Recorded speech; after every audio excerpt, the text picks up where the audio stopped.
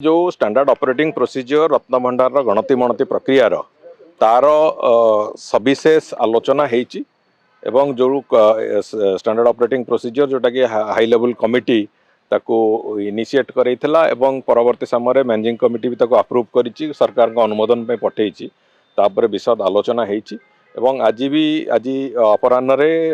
माननीय मुख्यमंत्री सामने भी तार पुणी आहरी सविशेष आलोचना आउ थे भी द्वितीय पर्यायर हम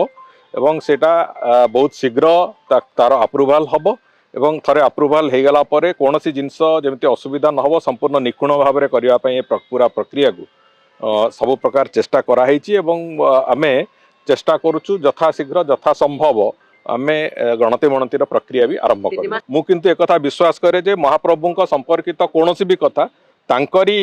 इच्छा अनुसार हुए तेणुकरी आमे निश्चित भाव में चेष्टा करूँ 3 मास भीतर सारिबा पई किंतु सबु कथा पुणी से महाप्रभु इच्छा अनुसार चाबी हजिवा रिपोर्ट उपर तर्जमा चली से संपर्क में पुणी सरकार निष्पत्ति ने बहुत शीघ्र गणति मणतिर डेट भी फाइनल हो जाइतिला अगस्त 8 2024 बेली आपनकर